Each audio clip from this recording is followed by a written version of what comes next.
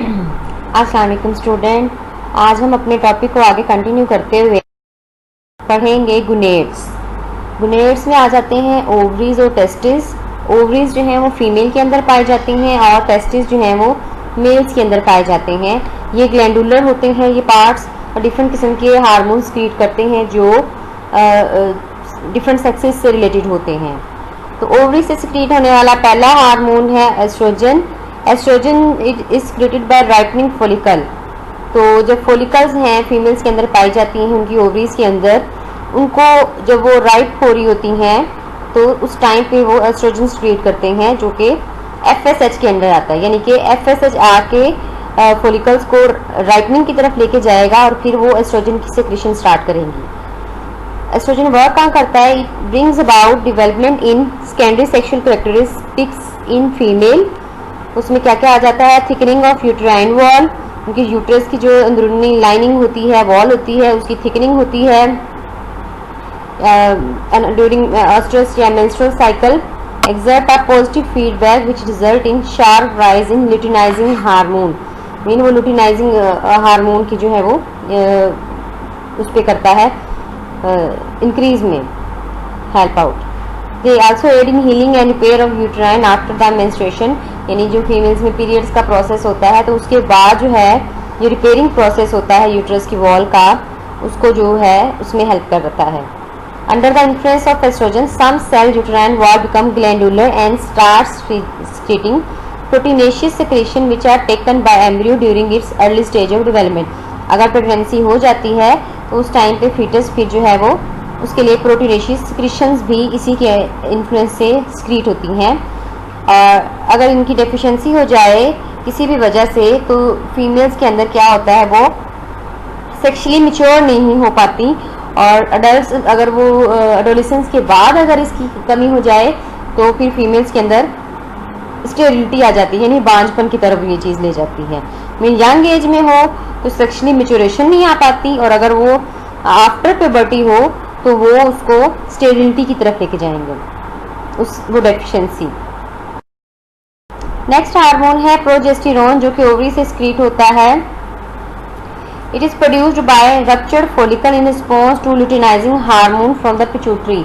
जब एस्ट्रोजन के अंदर ल्यूटिनाइजिंग हार्मोन क्रिएट होता है तो जब उसकी एक क्वांटिटी एक लिमिट पे पहुंच जाती है तो वो प्रोजेस्टेरोन को सिक्रीशन को करता है इंड्यूस। तो और ये प्रोजेस्टेरोन हमने पहले भी पढ़ा हुआ है पीछे इसी चैप्टर में कि ये स्क्रीट होता है from the ruptured follicle. Mean जो आफ्टर द फॉलिकल एस्ट्रेसिया जो ग्लैंडुलर स्ट्रक्चर बच जाती है उससे स्क्रीट होते हैं। और जब प्रोजेस्टेरोन स्क्रीट होता है तो फर्दर एफएसएच की सिक्रेशन एक दफ़ा इनहिबिट हो जाती है और मज़ीद फॉलिकल नहीं राइप होती उस टाइम पे। ज़ाहिर एफएसएच सिक्रीट होता रहेगा तो फॉलिकल राइप होती रहेंगी। तो एक साइक्लिक नहीं कि एक मंथली साइकिल होता है इन हार्मोन की सिक्रेशन का भी और इनके अकॉर्डिंग फिर डिफरेंट बॉडी फंक्शंस का भी। जब प्रोजेस्टेरोन स्क्रीट होता है तो वो एफएसएच को इनहिबिट कर देता है और अगर प्रेगनेंसी हो जाए तो वो प्रोजेस्टेरोन स्क्रीट होता रहता है और अगर ना हो तो फिर वो सारा जो प्रीवियस साइकिल है वो रिपीट होता है आफ्टर पीरियड्स। इसके अलावा it also affect uterus causing further thickening and vascularization of its wall other areas preparing for maintaining a state of pregnancy. Mean pregnancy को मेंटेन करने के लिए जो वॉल थिकनिंग है उसमें हेल्प आउट करता है इन केस अगर प्रेगनेंसी हो जाए तो। It's suppress ovulation. जाहिर है प्रेगनेंसी होगी तो अब ओव्यूलेशन की ज़रूरत नहीं है, मज़ीद एग्स की बनाने की भी ज़रूरत नहीं है, तो उसको ये सप्रेस करता है और इसी वजह से इसको बर्थ कंट्रोल पिल्स में इस्तेमाल किया जाता है जिससे जो है वो ओव्यूलेशन जो है वो सप्रेस हो जाती है और वो प्रेगनेंसी रुक जाती है। नेक्स्ट है टेस्टिस जो कि मेल्स के अंदर पाए जाते हैं। They consist of many coiled seminiferous tubules where the spermatozoa develop and between the tubules region interstitial cell produce gonadal hormone।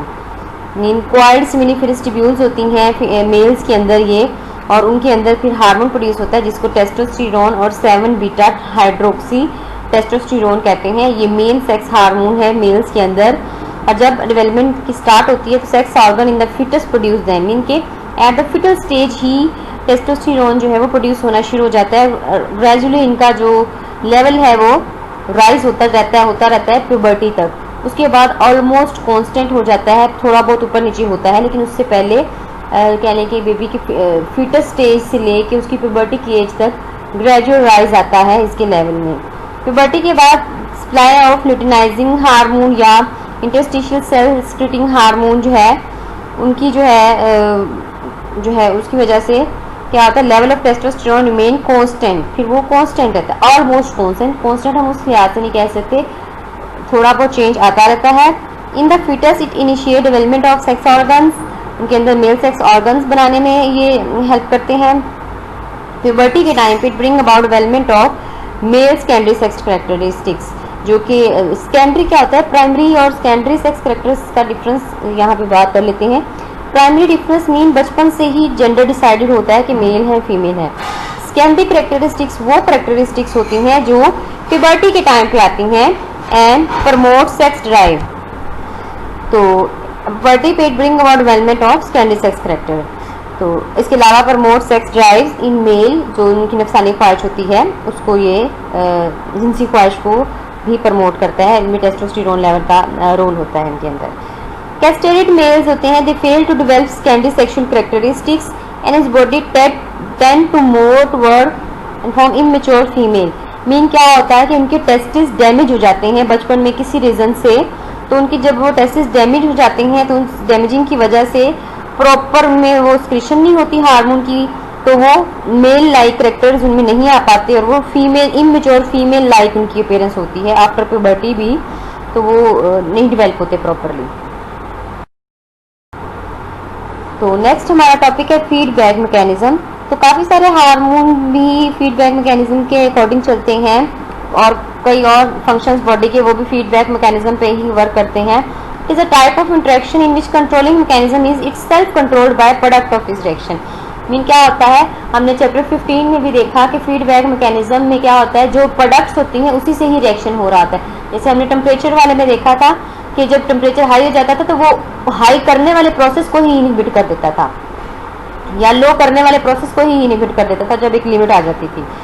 तो टू ऑपोजिट सिस्टम रिक्वायर्ड होते हैं बॉडी की प्रॉपर फंक्शनिंग के लिए। इफ वन हार्मोन प्रमोट्स और stimulate a reaction another would be checking the same. Mean एक उसको stimulate कर रहा होगा, दूसरा उसको इनहिबिट कर रहा होगा, और ये फीडबैक मैकेनिज्म से होता है। Concentration of excretion of its self control because certain information is pass to the source. Mean के वो वहाँ से फिर इन्फॉर्मेशन दोबारा सोर्स के पास जाती है और फिर वो उसकी एक्सक्रीशन को एडजस्ट किया जाता है accordingly. Interaction between pituitary and other glands over which it exert control is example है फीडबैक मैकेनिज्म की। अभी डायग्राम में हम देखेंगे feedback in thyroid gland function, नीचे आएगा अभी। यहाँ आप देखें कोल्ड स्ट्रेस का है तो थायरॉक्सिन जब एक्सक्रीट हो जाती है, थायरॉक्सिन प्रोडक्शन उसकी हो जाती है, वो जाके अपने स्टार्टिंग पॉइंट पे जाके उसको वो कंट्रोल कर रहा होता है थर्ड पॉइंट पे, या वो जाके उसको सेकंड पॉइंट पे ही ये कंट्रोल करता है या उसको फर्स्ट पॉइंट पे जाके कंट्रोल करेगा उसकी एक्सक्रीशन को। जब एक इनफ क्वांटिटी उसकी प्रोड्यूस हो जाएगी थायरॉक्सिन की थायराइड ग्लैंड से, तो फिर इस तरीके से मीन सबसे पहले तो सिग्नल आया कोल्ड स्ट्रेस का, तो न्यूरोस्क्यूटरी सेल क्या करेंगे, वो रिलीजिंग हार्मोन रिलीज करेंगे ताकि थायराइड को स्टिमुलेट किया जाए एक्सक्रीशन के लिए। थायराइड स्टिमुलेट होगा, वो थायरॉक्सिन प्रोड्यूस करेंगे। थायरॉक्सिन का जब एक लेवल ऑब्टेन हो जाएगा, फिर उसको फीडबैक मैकेनिज्म के जरिए किसी भी पॉइंट पे जाके वो थायराइड स्टिमुलेशन पे जाके कर देंगे एंडोक्राइन सेल पे या पिट्यूटरी ग्लैंड पे, या उससे भी हाइपोथैलेमस पे जाके उसको कंट्रोल, इन दो पॉइंट में से किसी पॉइंट पे जाके वो इनहिबिट कर देंगे कि अब फर्दर नहीं ज़रूरत। तो ये इस तरह से डिफरेंट हार्मोन्स या डिफरेंट किस्म के रिएक्शंस जो हैं वो कंट्रोल हो रहे होते हैं ह्यूमन बॉडी के अंदर। तो लो बॉडी टेम्परेचर यही हमने जो देखा है इसी के एक्सप्लेन किया हुआ है। Thyroid stimulating hormone anterior pituitary, फिर वो स्टिमुलेट करता है थायराइड ग्लैंड को, थायरॉक्सिन काज इंक्रीज, ये उसी की डिस्क्रिप्शन है जो डायग्राम है और उसी से ही रिलेटेड है। नेक्स्ट है कंपैरिजन। नर्वस और केमिकल कोऑर्डिनेशन में कुछ सिमिलैरिटीज़ हैं, कुछ डिफरेंसेस हैं, वो देख लेते हैं। सिमिलैरिटीज़ देखी जाए तो both hormone producing cell and nerve cell synthesize chemical messenger, इन दोनों के केस में ही केमिकल मैसेंजर होते हैं, केमिकल मैसेजेस होते हैं उनमें। वो हमने पढ़ा है न्यूरोट्रांसमीटर्स होते हैं जिनके अंदर जो है वो हार्मोन्स होते हैं, तो दोनों ही केमिकल नेचर के होते हैं। इसके अलावा बोथ रिलीज मैसेज इन एक्स्ट्रा सेलुलर स्पेस, मीन दोनों ही खुद नहीं लेके जाते बल्कि रिलीज करते हैं दूसरी स्पेस में अपनी एक्सक्रीशंस। इसके अलावा both help in coordination, fourth point है both function in response to specific stimuli, means in response produce करते हैं ये एक्सक्रीशन, खुद से नहीं उस तरह से होता। इसके अलावा they both are involve in homeostatic in function.